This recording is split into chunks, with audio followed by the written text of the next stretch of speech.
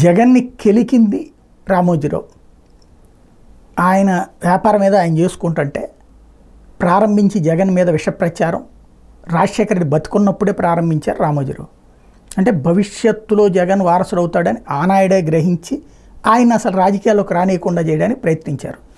చంద్రబాబు గారిది అదే ప్రయత్నం. వీళ్ళందరి ప్రయత్నం వలన అతను రాజకీయాల్లోకి సీరియస్గా రావడం, ఆ తర్వాత ఇవాళ ముఖ్యమంత్రి అవడం, గద్దె దించడానికి ఇప్పుడు వాళ్లే ప్రయత్నిస్తున్నటువంటి నైజం.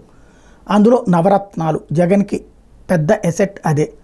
అందులో అమ్మ ఒడి, ఒకప్పుడు ఫీజు రియంబర్స్మెంట్ అనేది 10th దాటాక ఇంటర్మీడియట్ నుండి చదువుతున్న పిల్లలకి, బీటెక్లు, ప్రొఫెషనల్ కోర్సెస్ చేస్తున్నటువంటి వాళ్ళకి వచ్చేది.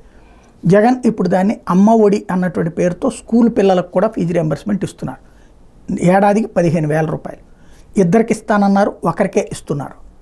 అయితే ఆ ఒకరికి అందుతున్నటువంటిదే ఇద్దరికి అక్కడ సర్దుకోవాల్సిన పరిస్థితి. బట్ స్కూళ్ళల్లో యూనిఫాములు, పుస్తకాలు అన్నీ కూడా ప్రభుత్వమే ఇస్తుంది. కాబట్టి మ్యాక్సిమం స్కూల్ డ్రాప్అవుట్స్ తగ్గినాయి.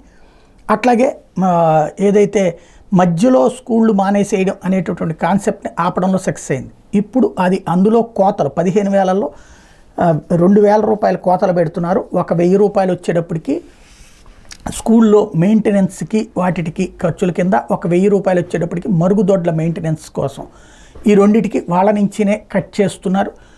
ఆ డబ్బులతో అక్కడ స్కూల్కి గార్డు, రెండో పక్కన ఈ మరుగుదొడ్ల క్లీనింగు, ఈ వ్యవహారాలు చేస్తున్నారు.